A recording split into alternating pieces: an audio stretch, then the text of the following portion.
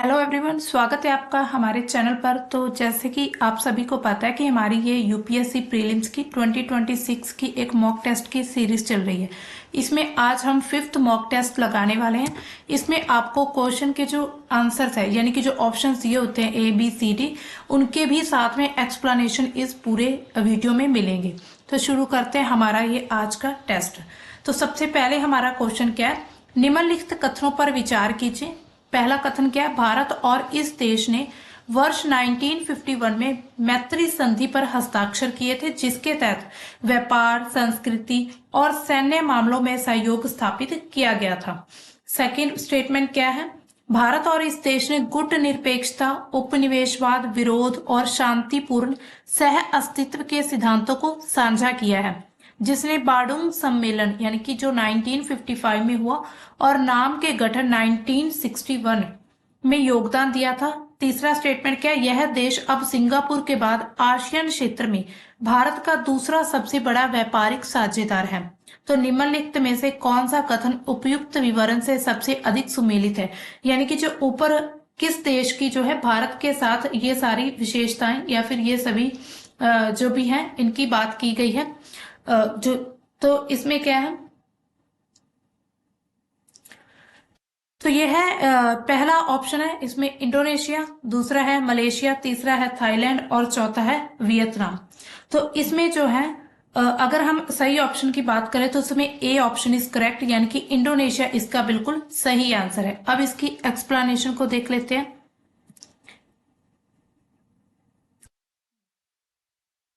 तो देखिए, प्रधानमंत्री जवाहरलाल नेहरू ने के नेतृत्व में ये हुआ था, ये मैत्री जो समझौता हुआ था। भारत ने डच औपनिवेशिक शासन से स्वतंत्रता के लिए इंडोनेशिया की लड़ाई का पुरजोर समर्थन किया था। भारत और इंडोनेशिया ने वर्ष 1951 में मैत्री संधि पर हस्ताक्षर किए। व्यापार, संस्कृति, सैन्य मामलों में सहयोग बढ़ा था। दोनों देश जो है गुट निरपेक्षता, उपनिवेशवाद, विरोध और शांतिपूर्ण सह अस्तित्व पर एक मत थे, जिसके परिणाम स्वरूप वर्ष 1955 में बार्डुंग सम्मेलन में उनकी सक्रिय भागीदारी हुई थी। वर्ष 1961 में गुट निरपेक्ष आंदोलन का गठन हुआ।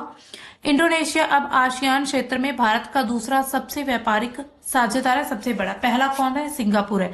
और व्यापार वर्ष 2005 से 6 की बात करें तो 4.3 बिलियन अमेरिकी डॉलर से बढ़कर वर्ष 2022-23 में 38.84 बिलियन अमेरिकी डॉलर हो चुका है। इंडोनेशिया में भारतीय निवेश 1.56 बिलियन अमेरिकी डॉलर है। इंडोनेशिया भारत के साथ ब्रह्मोस मिसाइल प्रणाली खरीदने के लिए बातचीत कर रहा है, जिसकी कीमत पर व्यापक सहमति बन गई है, जिसका अनुमान 450 मिलियन अमेरिकी डॉलर है, यानी कि ए ऑप्शन सही है। सेकंड क्वेश्चन हमारा, वाइब्रेंट इंडिया के लिए PM young achiever scholarship award scheme योजना के संबंध में निम्नलिखित कथनों पर विचार कीजिए। पहला कथन है, सामाजिक न्याय और अधिकारिता मंत्रालय द्वारा शुरू की गई यह योजना हाशिए पर पड़े छात्रों को गुणवत्तापूर्ण शिक्षा के लिए वित्तीय सहायता प्रदान करती है। दूसरी स्टेटमेंट, यह ओबीसी आर्थिक रूप से पिछड़े वर्ग यानी कि जो इकोनॉमिकली वीकर सेक्शंस होते हैं तथा डीएनटी वर्ग से वंचित छात्रों के लिए खुला है, जिनके परिवार की वार्षिक आय 2.5 लाख रुपए तक है। उपयुक्त में से कौन से कथन सही हैं?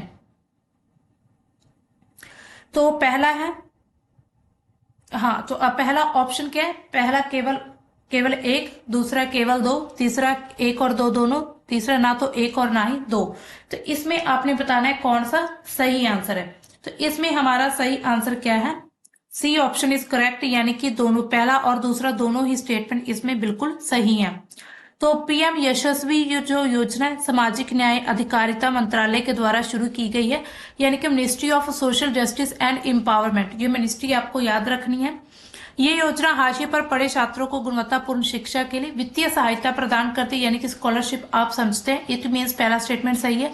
ओबीसी आर्थिक रूप से जो पिछड़े वर्ग हैं, इसके साथ ही डीएनटी विमुक्त छात्र जो होते हैं उनके लिए पूरी तरह से खुला है, जिनकी पारिवारिक आय 2.5 लाख रुपए से प्रति वर्ष तक है। यानी कि दूसरा कथन भी सही है। यह एक व्यापक योजना है जिसमें निम्नलिखित उप योजनाएं इसमें कौन कौन से शामिल की गई। सबसे इसमें पहली है प्री मैट्रिक छात्रवृत्ति, यानी कि 2.5 लाख रुपए से कम जो आमदनी वाले परिवार है उनको 4,000 रुपए वार्षिक जो एक तरह से एजुकेशन का अलाउंस मिलेगा। इसके बाद पोस्ट मैट्रिक छात्रवृत्ति, यानी कि पाठ्यक्रम श्रेणी के आधार पर 5,000 रुपए से लेकर 20,000 रुपए तक का उनको फंडिंग दी जाएगी।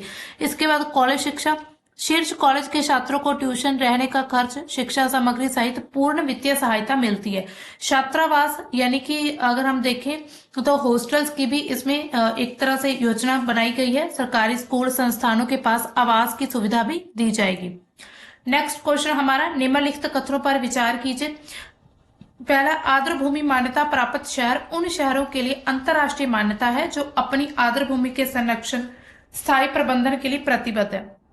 दूसरा स्टेटमेंट, जयपुर और वाराणसी रामसर अभिसमय के तहत मान्यता प्राप्त आर्द्र भूमि शहरों के रूप में अंतर्राष्ट्रीय मान्यता प्राप्त करने वाले पहले भारतीय शहर बन गए हैं। उपयुक्त में से कौन सा कथन सही है? केवल एक, केवल दो, एक और दो दोनों, या फिर ना तो एक और ना ही दो। तो इसमें सही ऑप्शन कौन सा है? A option is correct. सिर्फ एक स्टेटमेंट ही सही है, पहला।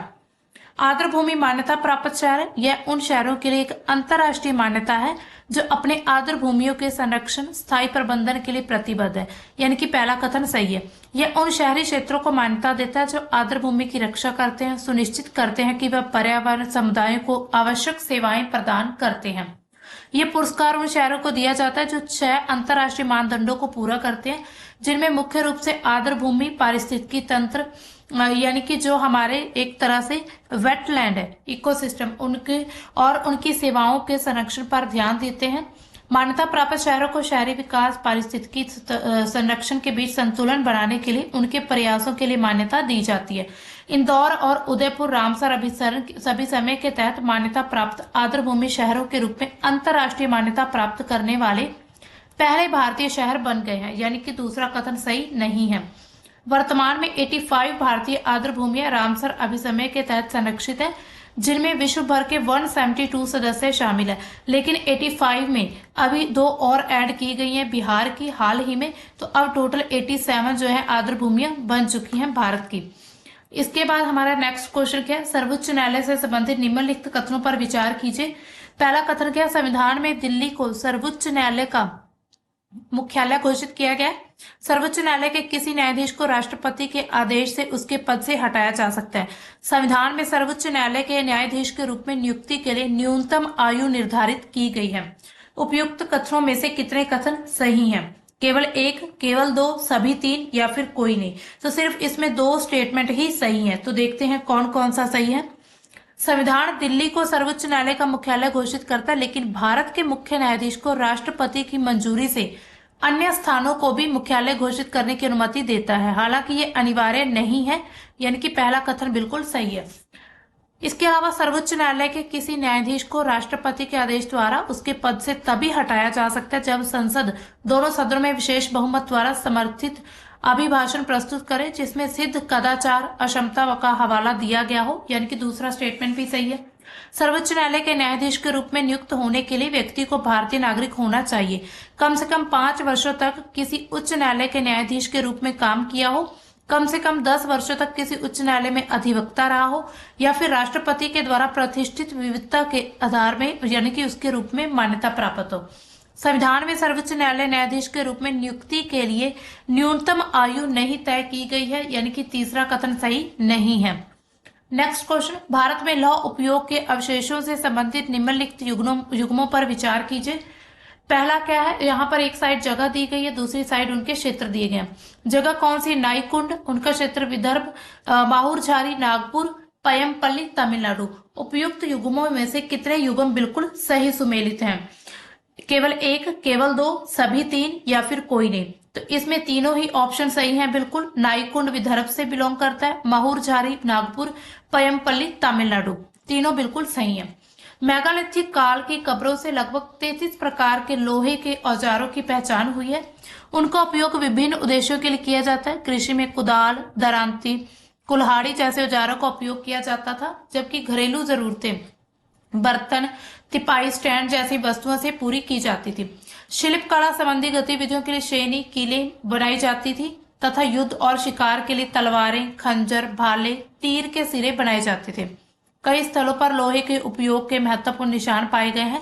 विदर्भ में नाईकुंड से लोहा गलाने की भट्टी का पता चला है, यानी कि पहला कथन बिल्कुल सही है।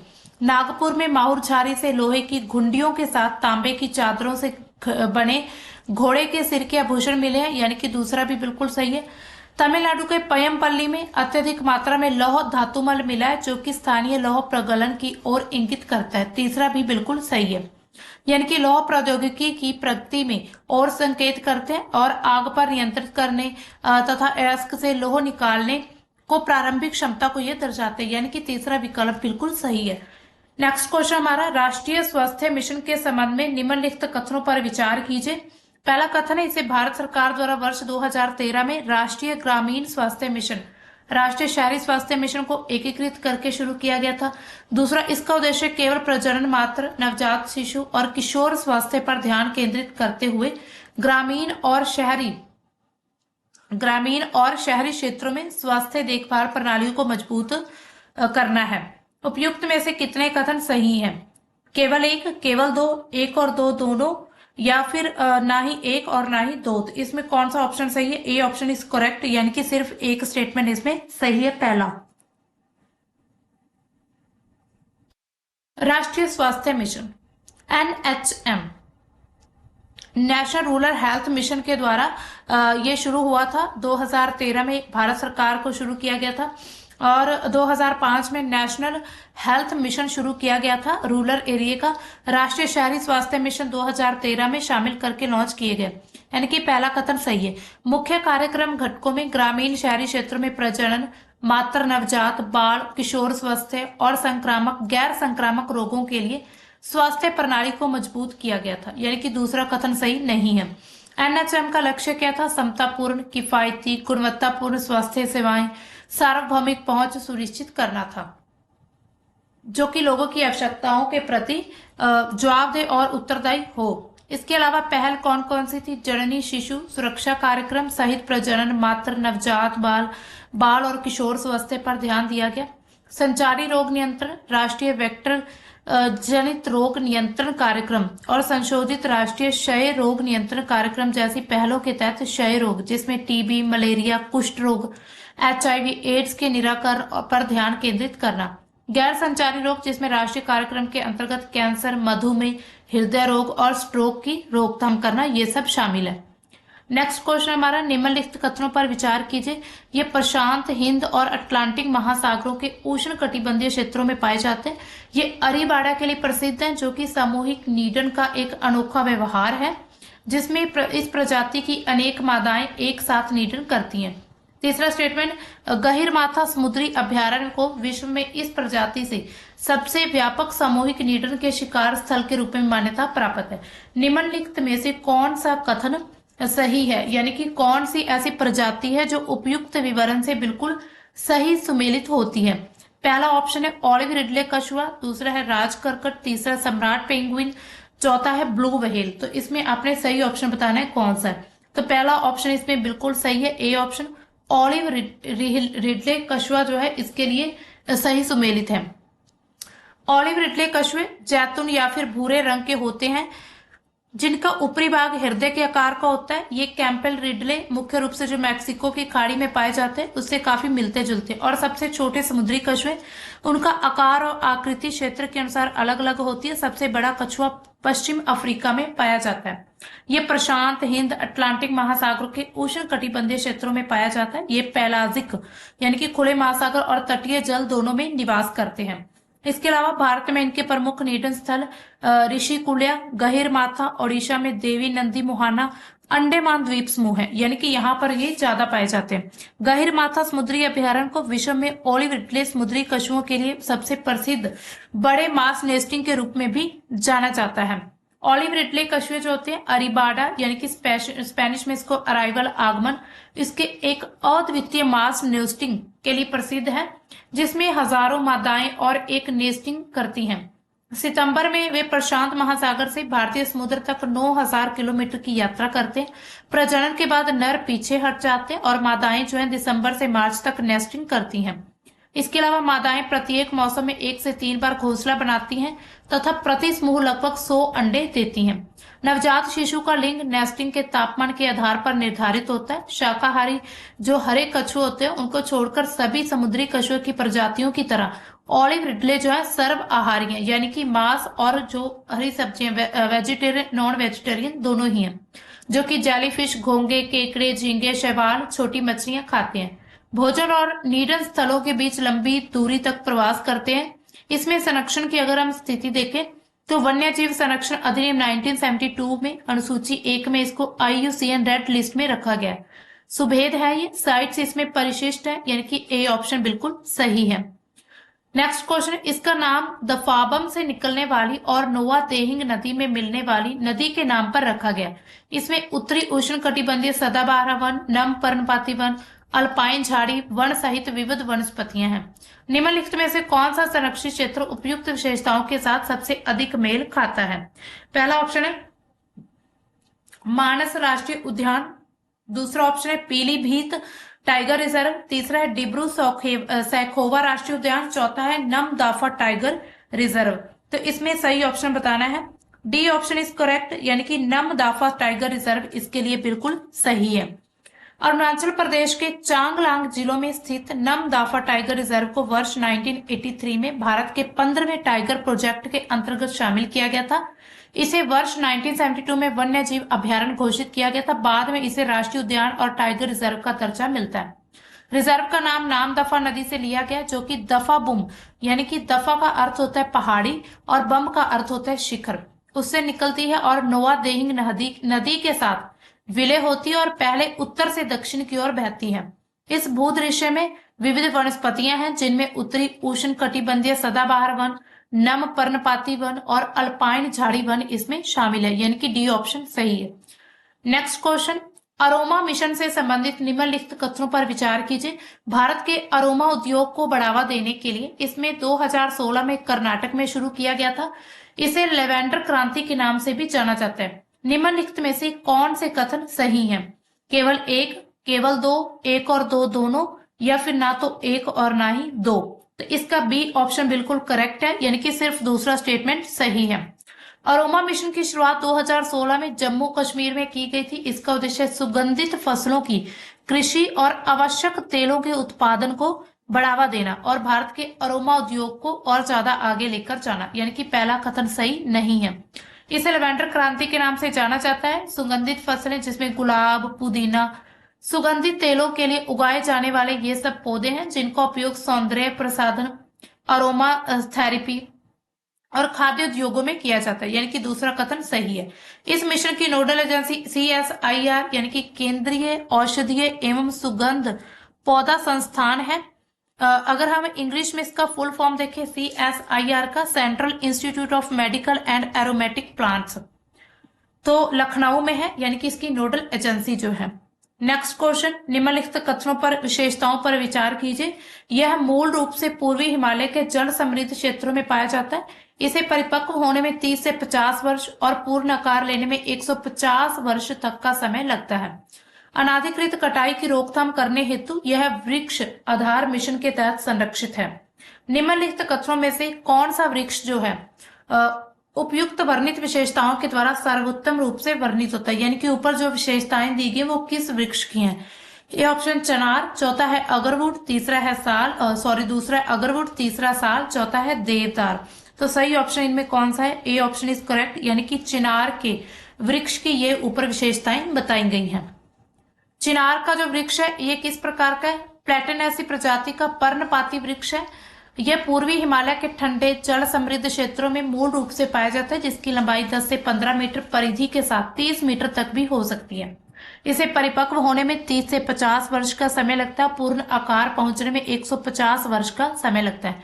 मुगल काल यानी कि जहांगीर के दौरान नामित हुआ यह वृक्ष जम्मू कश्मीर का राज्य वृक्ष है तथा विशेष रूप से शरद ऋतु में एक प्रमुख पर्यटक का आकर्षक भी है। वर्ष 2021 में शुरू किए गए वृक्ष आधार मिशन के तहत अनाधिकृत कटाई को रोकने के लिए चिनार के वृक्ष को जियो टैग किया गया था, यानी कि जीआई टैग इसको मिला हुआ है। अब 28,560 से अधिक पौधों को अद्वितीय वृक्ष आधार संख्या के आधार पर जीआई टैग दिया गया है, यानी कि ए ऑप्शन बिल्कुल सही है। Next question, physical health index 2025 निम्नलिखित में से किसके द्वारा जारी किया जाता है?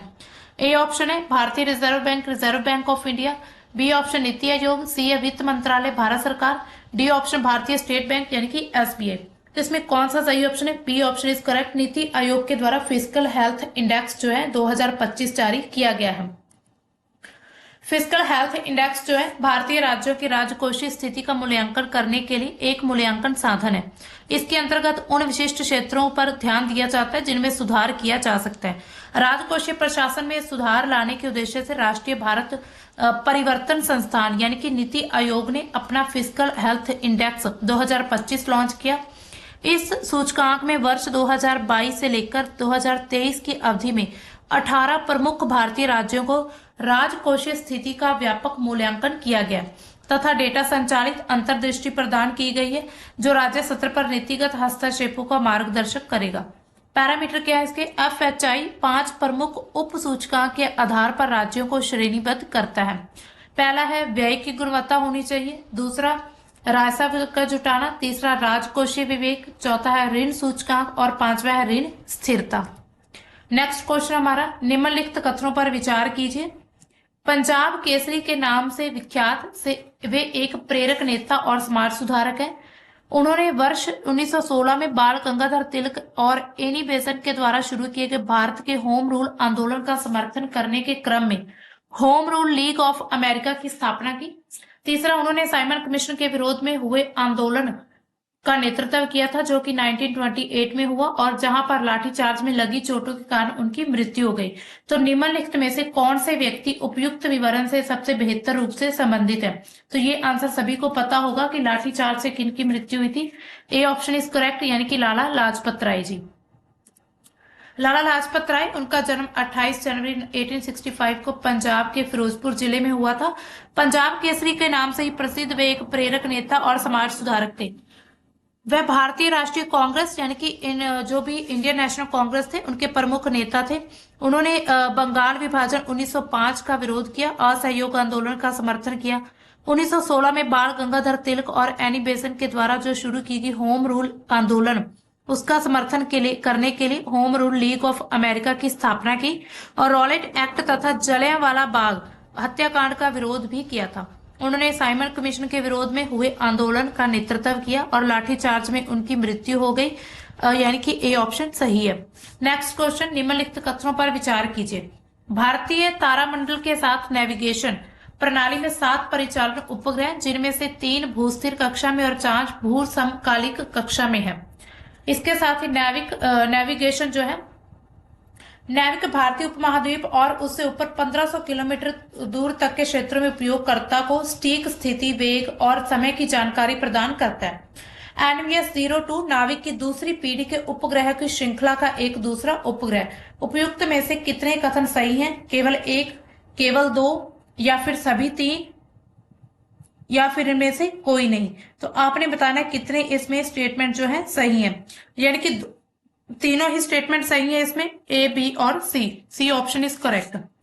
भारतीय तारामंडल के साथ नेविगेशन यानी कि नैव आईसी प्रणाली जो है ये नैविक प्रणाली कक्षा में 7 परिचालन उपग्रह हैं, उनसे बनी हुई है। पहला ऑप्शन सही है। नैविक भारतीय उपमहाद्वीप और उससे 1500 किलोमीटर दूर तक के क्षेत्रों में उपयोगकर्ता को सटीक स्थिति, वेग और समय की जानकारी प्रदान करता है, दूसरा ऑप्शन भी सही है। NVS-02 भारतीय तारामंडल के साथ नेविगेशन की दूसरी पीढ़ी के उपग्रहों की जो एक श्रृंखला है उसमें दूसरा उपग्रह है, यानी कि तीसरा कथन सही है। भारतीय अंतरिक्ष अनुसंधान संगठन यानी कि इसरो ने श्रीहरिकोटा के सतीश धवन अंतरिक्ष केंद्र से NVS-02 उपग्रह को स्थापित करने के लिए GSLV F-15 का उपयोग करते हुए अपने ऐतिहासिक 100वां यानी कि 100th इन्होंने परीक्षण यानी कि टेस्टिंग की है। GSLV F-15 GSLV की 17वीं उड़ान है तथा स्वदेशी क्रायोजनक चरण वाली 11वीं उड़ान है। STSC से पहले प्रक्षेपण जो है अगस्त 1979 में रोहिणी प्रौद्योगिकी पोलैंड में किया गया था। इसरो के जो प्रमुख परीक्षण उसमें चंद्रयान 1 2008 में हुआ, मार्स ऑर्बिटर मिशन 2013 में, PSLV C-37 2017 में जिसने विश्व रिकॉर्ड बनाया था। 104 उपग्रह प्रक्षेपित किए थे PSLV C-37 ने। चंद्रयान 2 2019 में हुआ, चंद्रयान 3 2023 में, आदित्य L1 2023 इसमें शामिल है। इसके बाद नेक्स्ट क्वेश्चन है हमारा, भारतीय संविधान के अनुच्छेद 20(3) के संबंध में निम्नलिखित कथनों पर विचार कीजिए। आत्मदोष के विरुद्ध संरक्षण का अभियुक्त द्वारा दिए गए मौखिक और प्रलेखी साक्ष्य दोनों रूप में प्रावधान है। इसमें रक्त के नमूने या नमूना हस्ताक्षर जैसी भौतिक वस्तुओं का अनिवार्य प्रस्तुति शामिल नहीं है। अभियुक्त को संरक्षण केवल आपराधिक कार्यवाही तक ही सीमित है, सिविल कार्यवाही या अन्य गैर आपराधिक कार्यवाही तक नहीं। उपयुक्त में से कौन सा कथन सही है? पहला और दूसरा, दूसरा तीसरा, या फिर पहला दूसरा तीसरा तीनों सही है? तो इसमें कौन सा ऑप्शन सही है? सी ऑप्शन इज करेक्ट, यानी कि तीनों स्टेटमेंट इसमें बिल्कुल सही बताई गई हैं। अनुच्छेद 20(3) क्या कहता है? किसी भी अपराध के अभियुक्त जो व्यक्ति हैं उनको अपने विरुद्ध साक्षी बनाने के लिए मजबूर नहीं किया जा सकता। आत्मदोष के विरुद्ध संरक्षण का मौखिक और लिखित साक्ष्य दोनों रूपों में प्रावधान है, यानी कि पहला कथन सही है। हालांकि इसमें भौतिक वस्तुओं की अनिवार्य प्रस्तुति, अंगूठे के निशान, हस्ताक्षर, रक्त के नमूने देने की बाध्यता अथवा शारीरिक अंगों के प्रदर्शन की बाध्यता निहित नहीं है, यानी कि दूसरा कथन सही है। इसके अलावा यह केवल आपराधिक कार्यवाही तक ही सीमित है, ना कि दीवानी कार्यवाही या गैर आपराधिक प्रकृति की कार्यवाही तक, यानी कि तीसरा कथन भी सही है। नेक्स्ट क्वेश्चन, निम्नलिखित में से कौन सा संगठन भारतीय मानक समय के लिए जिम्मेदार होता है? DRDO, इसरो, CSIR या फिर भाभा परमाणु अनुसंधान केंद्र? तो इसमें सही ऑप्शन बताना है कौन सा है। तो इसका सही ऑप्शन है सी, यानी कि CSIR जो नेशनल फिजिकल लेबोरेटरी है वो जो है भारतीय मानक समय यानी कि इंडियन स्टैंडर्ड टाइम के लिए जिम्मेदार है। भारतीय मानक समय जो कि 5.5 घंटे आगे है जो स्टैंडर्ड टाइमलाइन है उससे, GMT से। उसके साथ सार्वभौमिक समन्वित समय पर आधारित है जिसका नियंत्रण CSIR राष्ट्रीय भौतिक प्रयोगशाला द्वारा किया जाता है। CSIR राष्ट्रीय भौतिक प्रयोगशाला NPL भारत की सबसे पुरानी राष्ट्रीय प्रयोगशाला में से एक है। इसकी आधारशिला 1917 में जवाहरलाल नेहरू जी ने रखी थी और इनका औपचारिक उद्घाटन 1950 में हुआ था, सरदार वल्लभ भाई पटेल जी ने किया था। इसका काम क्या है? ये metre, kilogram, second, kelvin, ampere और कैंडेला सहित अंतरराष्ट्रीय प्रणाली जो है जिसमें SI यूनिट्स आते हैं उस पर आधारित भौतिक माप इकाइयों को बनाए रखने के लिए जिम्मेदार है। NPL के द्वारा उद्योगों को सटीक माप में सहायता प्रदान करने के साथ उत्सर्जन निगरानी उपकरणों को प्रमाणित किया जाता है। प्रमुख योगदान क्या? उन्नत परमाणु घड़ियों का विकास करना, सीजियम परमाणु घड़ियों और हाइड्रोजन जो हाइड्रोजन मेसर है उनका उपयोग करके भारतीय मानक समय जो है उसको बनाए रखना, यानी कि सी ऑप्शन बिल्कुल सही है। नेक्स्ट क्वेश्चन, तरासा, बोम्पोका और कच्चल द्वीप निम्नलिखित में से किससे संबंधित है? ए ऑप्शन है लक्षद्वीप द्वीप समूह, बी ऑप्शन है अंडमान व निकोबार द्वीप समूह, सी है सुंदरबन डेल्टा, डी ऑप्शन है मालदीव द्वीप समूह। तो जो तरासा, बोम्पोका और कच्चल जो है ये अंडमान निकोबार द्वीप समूह से बिलोंग करते हैं। B option is correct. Andaman Nicobar द्वीप समूह भारतीय मुख्य भूभाग से लगभग 1300 किलोमीटर दक्षिण पूर्व में स्थित है जो कि बंगाल की खाड़ी, अंडमान सागर में भारत को महत्वपूर्ण पूर्वगामी उपस्थिति प्रदान करते हैं। इस स्थान से भारत को प्रमुख समुद्री अवरोध बिंदु, विशेष रूप से मलक्का जलडमरू मध्य पर निगरानी रखने, उन पर नियंत्रित करने की सुविधा मिलती है। इनकी अवस्थिति भारत को समृद्ध क्षेत्र में नौसैनिक गतिविधियों, नौवहन यातायात, संभावित सुरक्षा खतरों पर नजर रखने में सक्षम बनाती है जिससे उसकी समुद्री क्षेत्र की सजगता बढ़ती है। बी ऑप्शन बिल्कुल सही है। नेक्स्ट क्वेश्चन, भारत के रजिस्ट्रार जनरल से संबंधित निम्नलिखित कथनों पर विचार कीजिए। यह भारत के जनसांख्यिकी सर्वेक्षणों की देखरेख करता है। यह सांख्यिकी एवं कार्यक्रम कार्यान्वयन मंत्रालय के अधीन कार्य करता है। इसमें कौन सा कथन सही है? केवल एक, केवल दो, एक और दो दोनों, या फिर ना तो एक और ना ही दो? तो इसमें जो हमारा सही ऑप्शन है ए, यानी कि सिर्फ पहला स्टेटमेंट बिल्कुल सही है।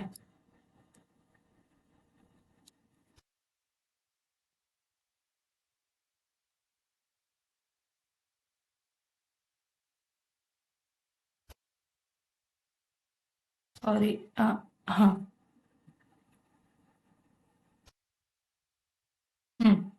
तो भारत का जो रजिस्ट्रार जनरल है एक सरकारी प्राधिकारी है जो कि भारत में जनसंख्या डेटा एकत्र करने, इसे बनाए रखने का काम करता है, यानी कि पहला कथन सही है। इसकी स्थापना 1961 में मुख्य रूप से समग्र देश में जनगणना कार्य करने के लिए की गई थी। आरजीआई जन्म, मृत्यु और जनसंख्या डेटा सहित महत्वपूर्ण आंकड़ों की देखरेख भी करता है।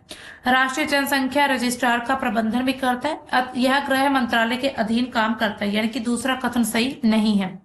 नेक्स्ट क्वेश्चन है हमारा, सॉवरेन वेल्थ फंड के संबंध में निम्नलिखित कथनों पर विचार कीजिए। इसका स्वामित्व केवल केंद्र सरकार के पास हो सकता है। इसमें विदेशी वित्तीय परिसंपत्तियों में निवेश शामिल है, लेकिन पॉलिसी धारकों में स्वामित्व वाली लोक पेंशन निधि इसमें शामिल नहीं है। अंतर्राष्ट्रीय वित्त निगम ने पलेर्मो सिद्धांत 2008 में एसडब्ल्यूएफ की विशेषताएं और उनके संवर्धन के लिए दिशा निर्देश तैयार किए थे। उपयुक्त कथनों में से कितने कथन सही है? केवल एक, केवल दो, सभी तीन या फिर कोई नहीं। तो इसका ए ऑप्शन सही है, सिर्फ पहला ही स्टेटमेंट सही है। एसडब्ल्यूएफ सरकारी स्वामित्व वाली निधियां हैं जिनका स्रोत राज्य के अधिशेष हैं, जो कि प्राकृतिक संसाधन, व्यापार अधिशेष या फिर बजट अधिक्य जैसे जो विभिन्न स्रोत है उससे प्राप्त होती है। एसडब्ल्यूएफ सरकारों को रणनीतिक निवेश के माध्यम से धन सृजन में मदद करते हैं, जिससे वित्तीय स्थिरता, आर्थिक विकास सुनिश्चित होता है। इसकी विशेषता क्या है? सैंटियागो सिद्धांत 2008 के अनुसार एसडब्ल्यूएफ को 3 प्रमुख अभिलक्षण के साथ परिभाषित किया जाता है। पहला, इस पर सौरभ सरकार का स्वामित्व होता है, जिसमें केंद्रीय सरकार, उपराष्ट्रीय सरकारें दोनों शामिल है। पहला कथन सही नहीं है। इसमें विदेशी वित्तीय परिसंपत्तियों में भी निवेश शामिल है। वित्तीय उद्देश्यों के लिए इनका निवेश किया जाता है। इन प्रमुख कारकों में पॉलिसी धारकों के स्वामित्व वाली लोक पेंशन निधियां तथा केंद्रीय बैंक की जो आरक्षित परिसंपत्तियां शामिल नहीं होती हैं, जिसमें निवेश नहीं किया जाता, यानी कि दूसरा कथन सही है। सैंटियागो सिद्धांत 24 स्वैच्छिक दिशा निर्देशों के एक समूह को संदर्भित करता है, जो कि सॉवरेन वेल्थ फंड्स के लिए पारदर्शिता, सुशासन, जवाबदेही, विवेकपूर्ण निवेश प्रथाओं को बढ़ावा देने पर केंद्रित है। इन सिद्धांत की स्थापना वर्ष 2008 में सॉवरेन वेल्थ फंड्स के अंतर्राष्ट्रीय फोरम, न कि अंतर्राष्ट्रीय वित्त निगम के द्वारा नहीं बल्कि फोरम के द्वारा की गई थी, यानी कि तीसरा कथन सही नहीं है। नेक्स्ट क्वेश्चन, भारतीय स्वतंत्रता संग्राम में महात्मा गांधी के योगदान के संबंध में निम्नलिखित कथनों पर विचार करें। पहला कथन है, असहयोग आंदोलन गांधी जी द्वारा जलियांवाला बाग हत्याकांड रॉल्ट एक्ट की प्रतिक्रिया के रूप में शुरू किया गया था। दूसरा स्टेटमेंट, सविनय अवज्ञा आंदोलन के दौरान गांधी जी ने करो या मरो का नारा दिया था। उपयुक्त कथनों में से कौन से कथन सही हैं? केवल एक, केवल दो, एक और दो दोनों, या फिर ना ही एक और ना ही दो। तो इसमें सिर्फ ए ऑप्शन ही सही है, यानी कि करो या मरो का नारा तब नहीं दिया था, ये था भारत छोड़ो आंदोलन का ये नारा दिया गया था। भारतीय राष्ट्रीय कांग्रेस का नेतृत्व किया महात्मा गांधी जी 20वीं सदी के प्रारंभ में भारतीय राष्ट्रीय कांग्रेस के प्रमुख नेता बनते। उन्होंने ब्रिटिश शासन को चुनौती देने के लिए अहिंसक प्रतिरोध और जन आंदोलन की वकालत की थी। वर्ष 1924 में बेलगाम अधिवेशन हुआ कांग्रेस का, उसमें वो एकमात्र ऐसा अधिवेशन था जिसकी अध्यक्षता गांधी जी ने की थी। इसके अलावा और जितने भी उस समय पर जितनी भी जो मीटिंग्स हुई थी, जितने भी अधिवेशन हुए थे, उसमें गांधी जी ने किसी का भी अध्यक्षता नहीं की थी। असहयोग आंदोलन 1920 से 22 के बीच चलता है। गांधी जी ने जलियांवाला बाग हत्याकांड, दमनकारी रॉल्ट एक्ट की प्रतिक्रिया में एनसीएम को शुरुआत की थी, और ये पहला कथन सही है। उन्होंने भारतीयों से ब्रिटिश संस्था वस्तुएं जो सम्मान है बहिष्कार करने का आग्रह किया। गांधी जी को बोअर युद्ध में उनकी भूमिका के लिए वर्ष 1915 में केसर हिंद की उपाधि से सम्मानित किया गया था, लेकिन उन्होंने जलियांवाला बाग हत्याकांड के विरोध में वर्ष 1920 में इस उपाधि को वापस कर दिया था। इसके अलावा 1930 में उनकी नमक मार्च होती है। गांधी जी ने ब्रिटिश नमक कर के विरोध में गुजरात के तटीय शहर दांडी तक नमक मार्च का नेतृत्व किया। इस क्रम में सविनय अवज्ञा आंदोलन की शुरुआत हुई। भारत छोड़ो आंदोलन 1942 में गांधी जी ने भारत में ब्रिटिश शासन को समाप्त करने की मांग की। उनके नारे थे करो या मरो भारत छोड़ो आंदोलन में। उसमें लाखों लोगों को विरोध प्रदर्शन, हड़ताल, सविनय अवज्ञा के कार्य के रूप में भाग लेने के लिए प्रेरित किया गया था, जिससे स्वतंत्रता संग्राम में लोगों की भागीदारी में काफी वृद्धि हुई, यानी कि दूसरा कथन सही नहीं है। अपने पूरे सक्रियता अभियान के दौरान गांधी जी ने सत्याग्रह, अहिंसा के सिद्धांत पर जोर दिया और शांतिपूर्ण विरोध प्रदर्शन की वकालत की थी। उनके दृष्टिकोण ने न केवल भारतीय स्वतंत्रता आंदोलन को प्रभावित किया बल्कि Nelson Mandela, Martin Luther king junior के नेतृत्व वाले विश्वव्यापी नागरिक अधिकार आंदोलन को भी प्रेरित किया था। 2 अक्टूबर को अंतर्राष्ट्रीय अहिंसा दिवस के रूप में मनाया जाता है, जिसकी स्थापना 15 जून 2007 को संयुक्त राष्ट्र महासभा के द्वारा की गई थी। मतलब कि 2 अक्टूबर को जो अंतर्राष्ट्रीय अहिंसा दिवस मनाया जाता है, international day of non violence, तो इसको कब स्टार्ट किया गया था? 2007 में, 15 जून 2007 से। नेक्स्ट और आज का हमारा लास्ट क्वेश्चन है, क्वांटम कंप्यूटिंग के संबंध में निम्नलिखित कथनों पर विचार कीजिए। पहला कथन है, क्लासिकल कंप्यूटर के विपरीत जो बाइनरी जो लॉजिक होते हैं 0 और 1 उनका पालन करते हैं। क्वांटम कंप्यूटर पूरी तरह से टर्नरी लॉजिक 0, 1 और 2 का उपयोग करके काम करते हैं। क्वांटम कंप्यूटर क्यूबिट का उपयोग करते हैं, जो कि सुपरपोजिशन के सिद्धांत के कारण एक साथ कई अवस्थाओं में मौजूद रह सकते हैं। उपयुक्त कथनों में से कौन सा कथन सही है? केवल 1, केवल 2, 1 और 2 दोनों, या फिर ना तो 1 और ना ही 2? इसका सही ऑप्शन है बी, यानी कि दूसरा स्टेटमेंट कथन बिल्कुल सही है। क्वांटम कंप्यूटर टर्नरी लॉजिक 0, 1 और 2 का उपयोग नहीं करते। वे सुपरपोजिशन और जो एंटेंगलमेंट जैसे क्वांटम सिद्धांत है उस पर काम करते हैं। हालांकि क्वांटम मैकेनिकल तरीके से वे बाइनरी अवस्था जिसमें 0 और 1 का उपयोग करते हैं, यानी कि पहला कथन सही नहीं है। क्वांटम कंप्यूटर जो है क्यूबिट का उपयोग करते 0 और 1 दोनों अवस्थाओं में एक साथ मौजूद रहने के लिए सुपरपोजिशन का भी लाभ उठाते हैं। तो दूसरा कथन बिल्कुल सही है। तो दोस्तों ये था हमारा आज का मॉक टेस्ट। हमने आज जो है 5th मॉक टेस्ट कंप्लीट कर लिया है। इसके बाद हम मिलते हैं अपने नेक्स्ट मॉक टेस्ट में। तब तक के लिए बाय। Thanks for watching.